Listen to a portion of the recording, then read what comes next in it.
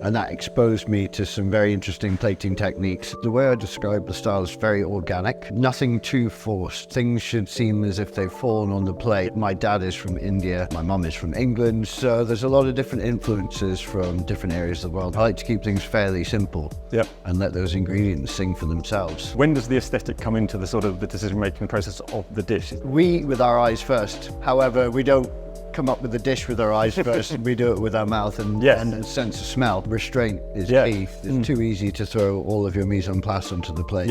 These people I really aspire to. And after they've had the first couple of courses, they're just excited to see what's next. We've finally realised that long-held dream. It is. I've got to pinch myself every day when I wake up and come down those stairs. This channel is currently at 495 subs, and I can't wait to get over 500. But as with any social media, the more subs, the more credibility, the more guest chefs I can get on the podcast. So I'm going to take a leaf from the Stephen Bartlett playlist and ask you for a small favour. If you can subscribe to the channel, I promise to continue making the best podcast I can with the most creative, interesting and talented chefs out there. So if you're enjoying these long-form deep dives into plate design and food aesthetics as much as I am, then please get involved by liking, subscribing and letting me know what you think in the comments. Thanks so much. Welcome to the Food Envy podcast, where we explore the visual side of food. Today I'm here with Alex Naik from 13 Restaurant in Poole. Hey Alex, how you doing? Great, thank you. How are you? Thank you so much for letting me come in and do this today. Really excited to talk to you about your restaurant and find out a little bit more about your plating style. But I thought maybe first things first, we'll find out a bit more about you and your restaurant. So tell me a bit about 13. So 13's been a project that's on the cards for quite a while now. It was pre-pandemic.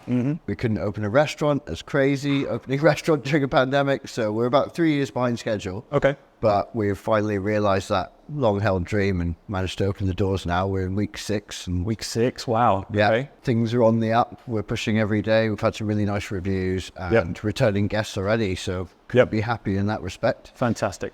And what's the concept? So the concept is giving people a taste of my experiences through food, through 13 different courses. I do a lot of foraging. That's what the 13 is. So it's 13 courses. So you're always going to offer a 13 course. In the evening, it'll always be a 13 course tasting menu. It's kind of variations in, some of them are multiple courses, and there's different parts to those courses, but as a base is 13. It'll never be less than that. Right, okay. Because I guess that's quite new for the area. Are there many restaurants that are doing what you're doing? There's no one in the area doing what we're doing. We're doing something completely different. Which is great. Having a point of differentiation, I think, is so important, especially nowadays. Yeah. You know, tasting menus kind of seem a bit old school, but we're doing it in a fun way, which is bringing some new customers in and some very interesting clients, to be honest with you. Okay, so when you talk about it's your sort of food history, what is that? So I mentioned to you previously that I've lived up in Scotland and we travel around the world as a family a little bit. My dad is from India,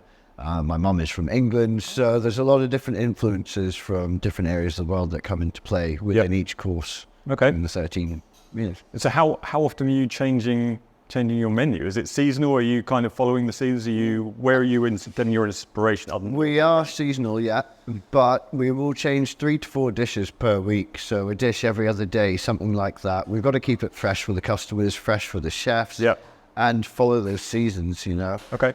It's not hyper seasonality, but it is definitely seasonality. I've been down that route before, and it's very restrictive in terms of menu writing. So wanted to, go out on our own and be able to do things for ourselves and write our own rules. Well, that's the dream, isn't it, really? And to be able to achieve that in this difficult time is wonderful. And especially because it's been 3 years in the making, you must be unbelievably pleased that it's all kind of tangible and here and happening. It is. I've got to pinch myself every day when I wake up and come down those stairs and like, oh, this is my kitchen. Yeah, absolutely.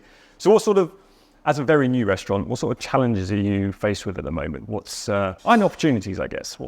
I guess the biggest challenge is getting bums on seats. And like we said before, this is new for the area. And bringing those customers in who are a bit unsure about 13 courses, too many, what's it going to be like? Is it going to be a bit stuffy and pretentious because it's fine dining? That's probably the biggest challenge. But as soon as people walk through that door and they've had the first couple of courses, you can see in their face that their reaction changes and they go, oh, this is cool. This is a bit different and a bit new and unique.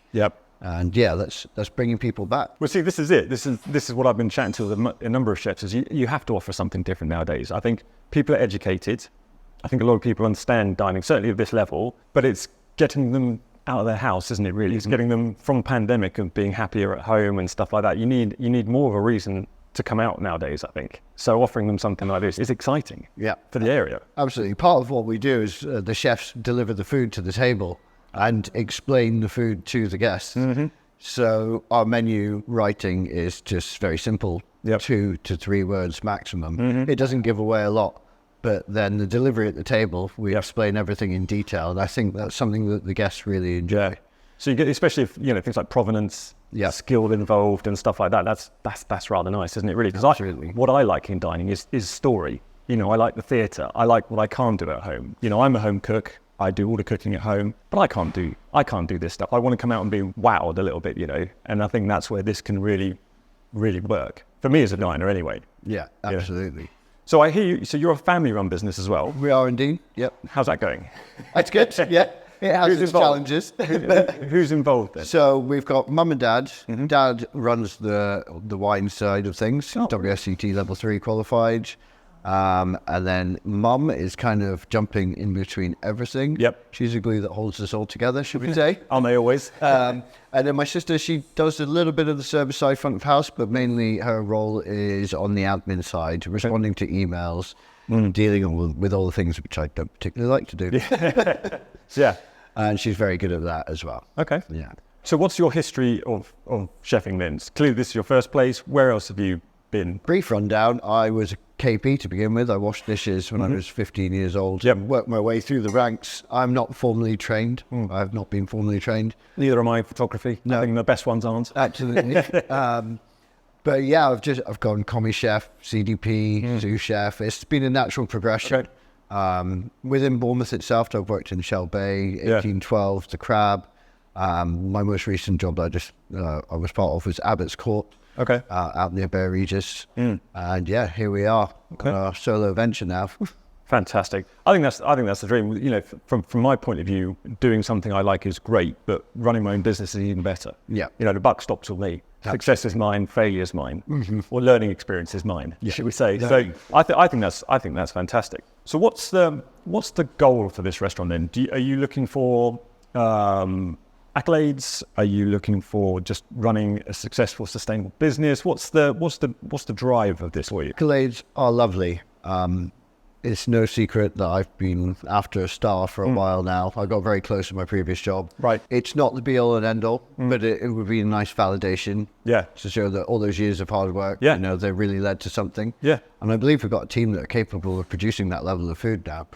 But yeah, a sustainable business and with a happy staff is key, to be honest. Without that, we can't achieve anything further. And yeah, I think the guys are happy. We'll ask them later. The stars are great, right? Because as I learned through, again, speaking to chefs, it's also brings in business, right? I mean, it's that accreditation of quality. It's that point of differentiation. Because I don't know, are there many Michelin-starred restaurants in the area? There are 0 Michelin-starred restaurants in Dorset currently. In Dorset? So in all of Dorset, There was Sienna out in Dorchester. Russell, he moved on. And then Chewton Glen had one quite a number of years ago. But currently, as it stands, there is nothing, which is a real shame because there's some wonderful produce out here. Well, see, this is it, isn't it, really?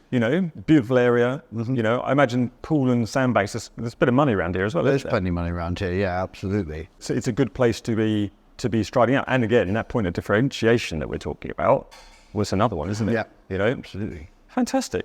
So let's move on to a little bit about visual style, which is what the podcast is really all about. So, I mean, you said you're not formally trained, so where have you picked up visual style from? I read a lot of books. I watch a lot of cooking on TV. In my late teens, I'd find myself just on the Food Network. Hours just watching away. But books are the main thing. I was lucky enough to eat out in a few nice restaurants when I was younger with my parents. And that exposed me to some very interesting plating techniques and styles and plates themselves, Well, absolutely. I mean, I didn't realise hugely before becoming a food photographer how important a plate is, and a decent plate. Just white doesn't always work for everything, does it? You want to see a little bit of texture or something like that. So even has that been rather nice that you running your own place, you get full autonomy to that and get involved in that. Probably one of the most, the funnest parts of this whole project was spending lots of money on plates. I can imagine. And again, eating out in other restaurants, maybe not taking the exact plates from other people, but getting an idea of what style of plate would work. What have you gone for here? I assume we're going to see one of them later, but what have you gone for? Veered away from white. I think we've only actually got one white plate in the whole kitchen. Okay. The rest are colourful, and they're tones and colours that reflect the forage nature of the foods. There's nothing too garish. It's all quite natural. Going back to your style, so books, films, stuff like that. Do you think you have a style? Can you describe that? I think the way I describe the style is very organic. Okay.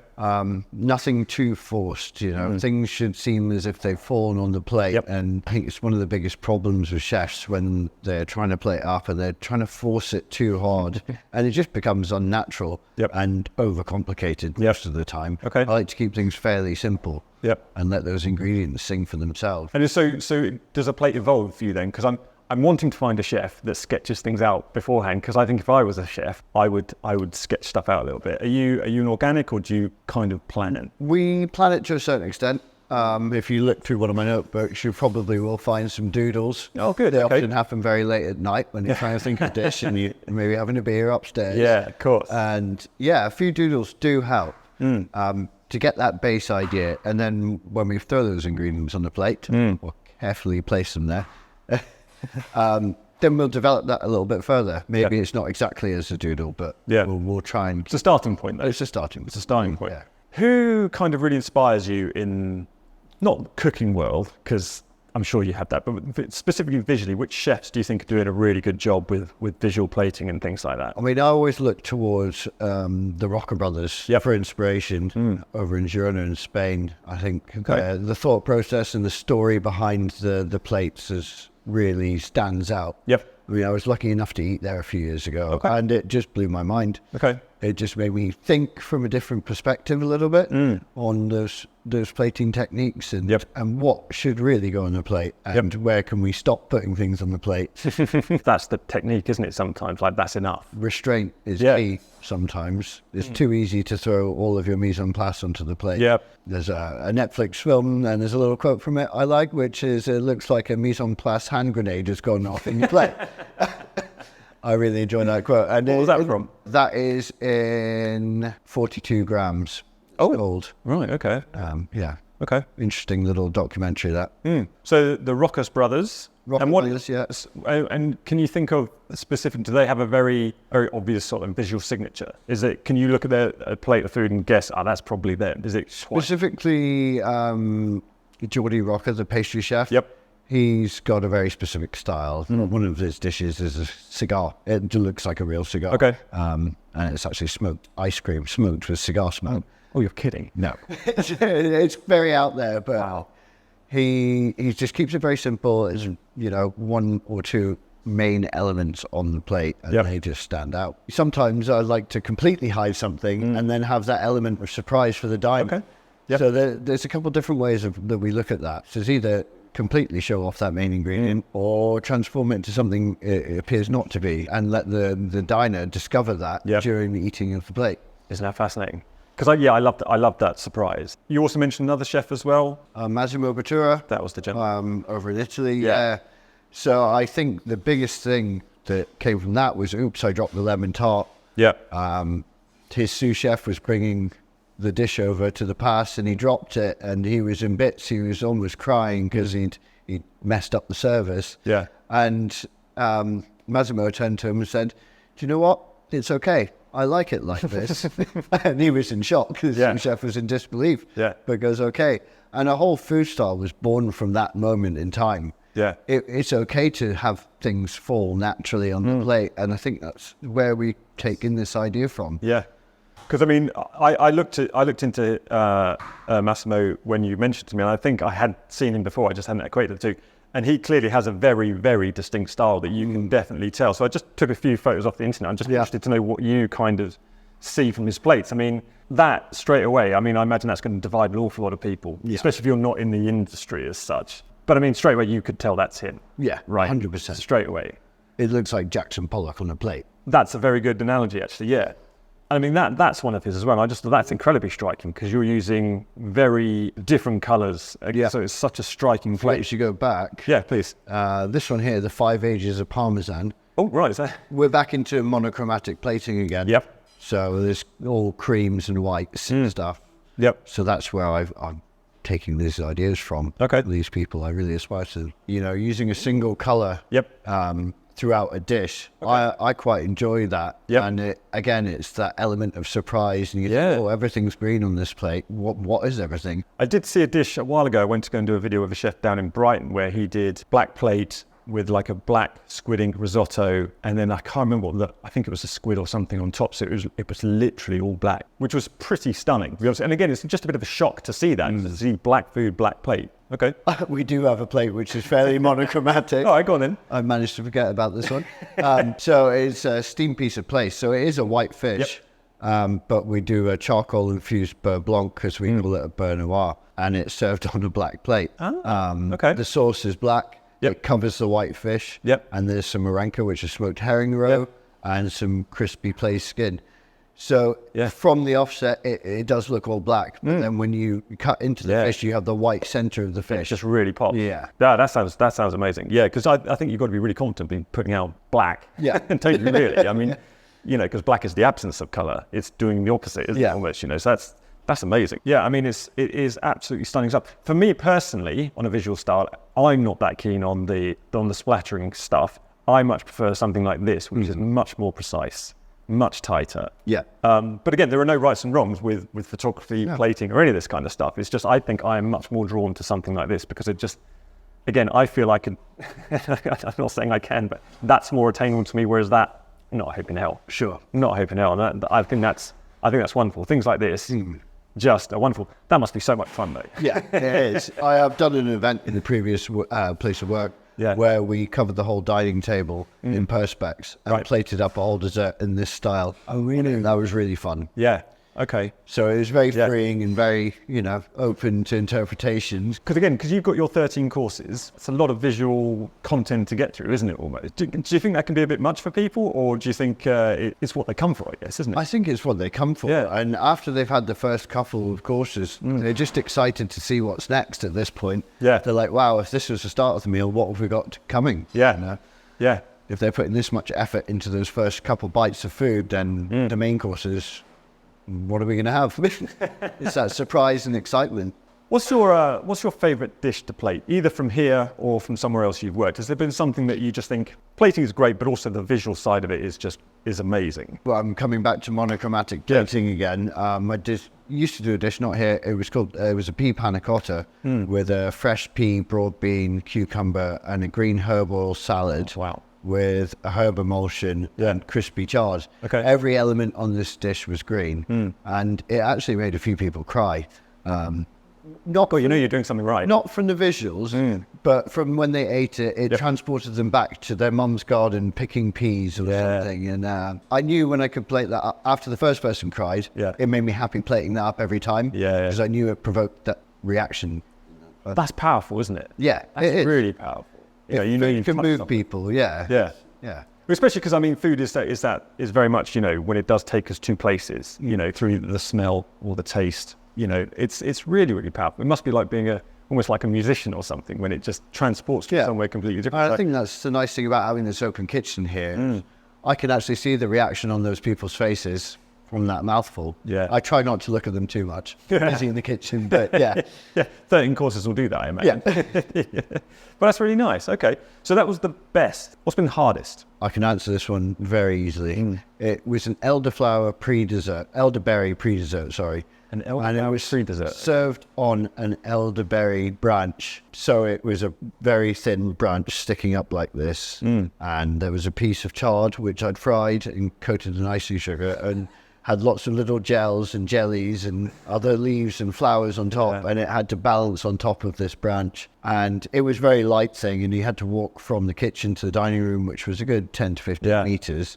And a few of them blew off on that journey. And I imagine each branch is different, or is it a fake branch? No, it's a real elderberry branch, and every branch is different. And I had to trim with scissors to get the right, the leaf to sit on the exact spot, and yeah, that was quite tricky to plate up. Yeah, I bet you could kill whoever designed that. Yeah, yeah, my sous chef wasn't happy about that one at the time. This was your design? It was my design. Oh, so it was your own fault? Yeah. What have I done to myself? I thought. Yeah. I take it you're not doing that here then? We're not doing that here, and it didn't stay on the menu for too long. The people who didn't eat it very much so enjoyed it, though. Oh, absolutely. I'm sure, and visually, in my head, that must be stunning. But yeah, I imagine the practicalities of doing that in a busy service, Yeah. Probably not so much fun. No, definitely not.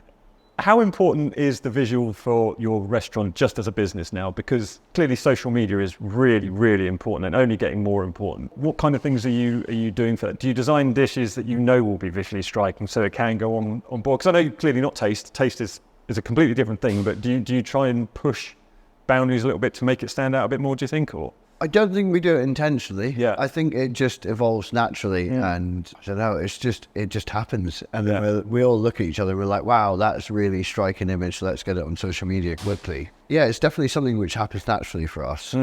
We don't try and force it. Like I said previously, we don't go, "Oh, well, let's get a really cool image because we want 10,000 likes." Born out of the ingredients and the flavors. Yeah. So again, it just kind of evolves, and it is striking. Absolutely. No, that's good. That's good. What I'd also like to talk to you about maybe is a little bit about the future of restaurants and possibly what you see for next year, and also maybe for your restaurant as well. So, I mean, what do you see the future for your restaurant? Or for you, do you see yourself opening others if this all goes really well? What do you kind of foresee the plan for 24, 25 would be? I will be here in the kitchen cooking 24, 25, no doubt about that. It's something I've always been very keen on is remaining in the kitchen. Yep.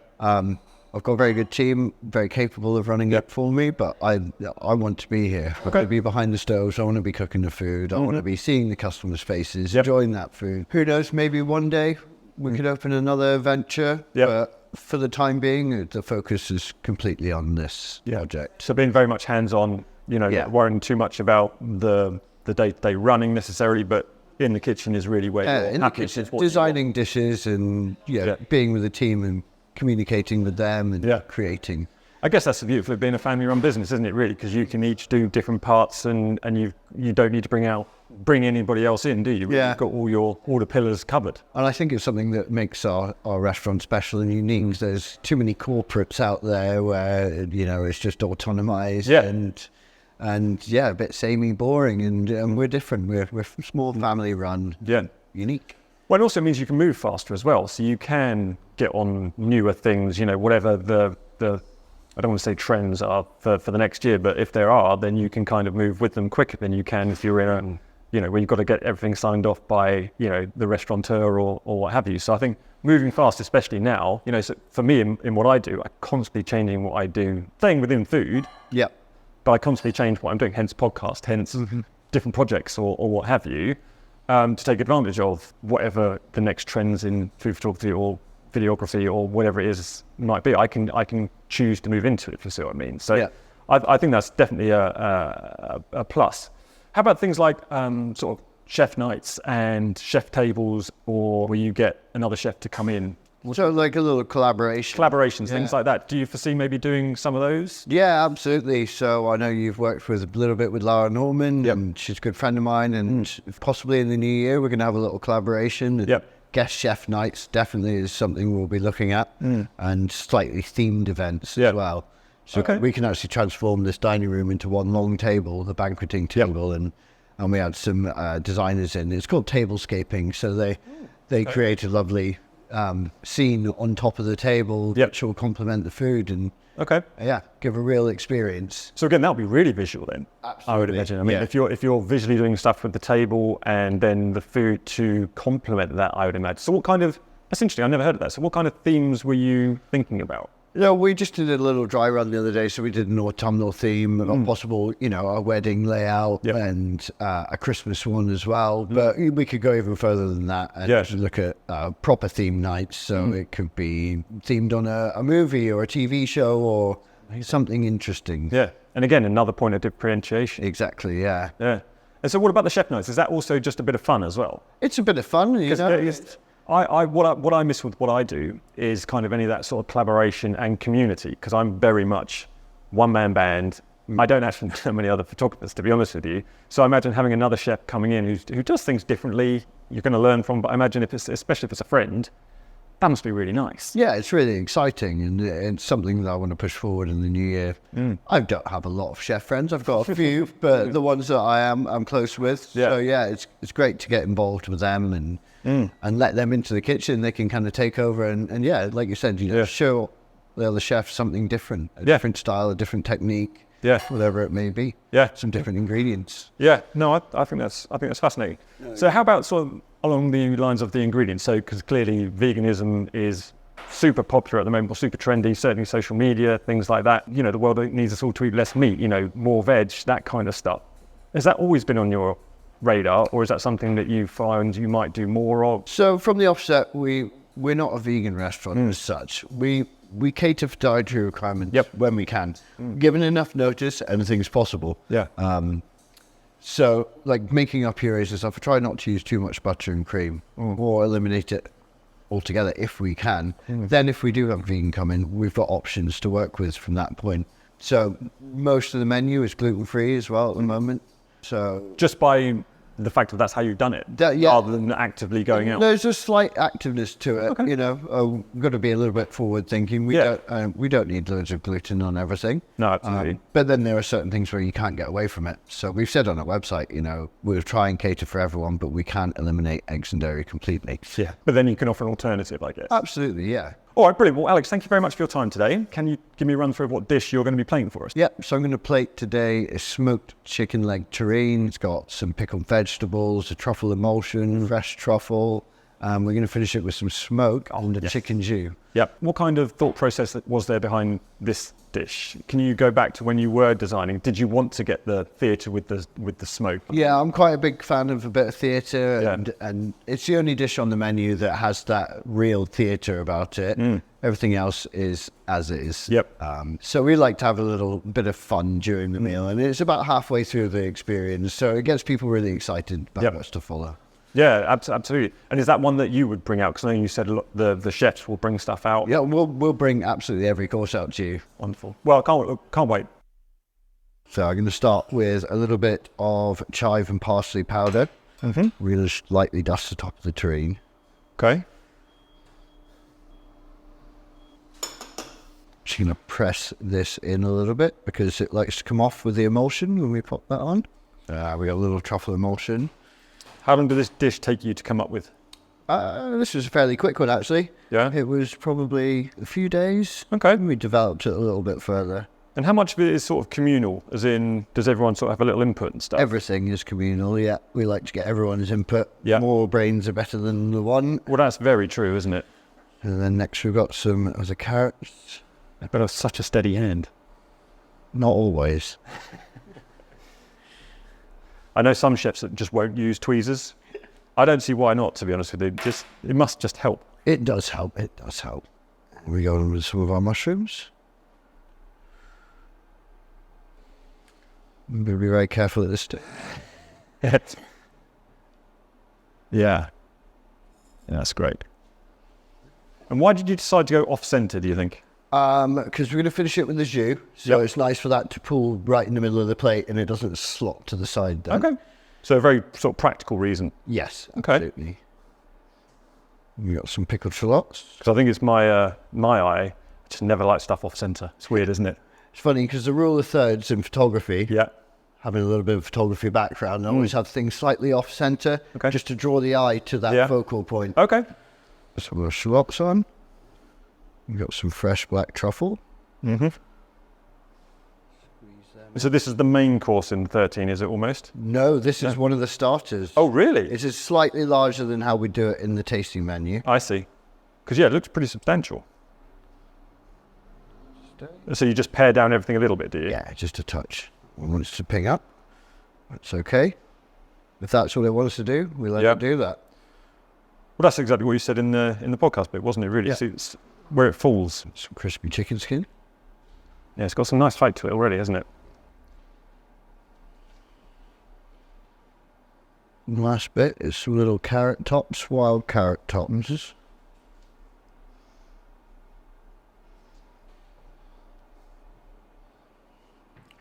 Those are all the major components on. And then we're going to get some smoke going. We are indeed. Oh, excellent. So we're going to smoke it with some oak chips here. Okay. Do love a toy as well. Absolutely. All about the gadgets. It really is, isn't it? See, I don't think I've ever eaten anything like that. Does the smoke really add?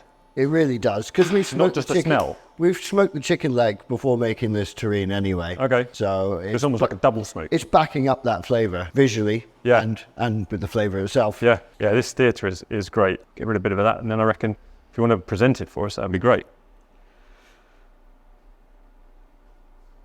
Oh, look at that. That's fantastic. Yeah. That's really good. So we're going to finish this with a chicken jus. It is. Alex, that's absolutely stunning.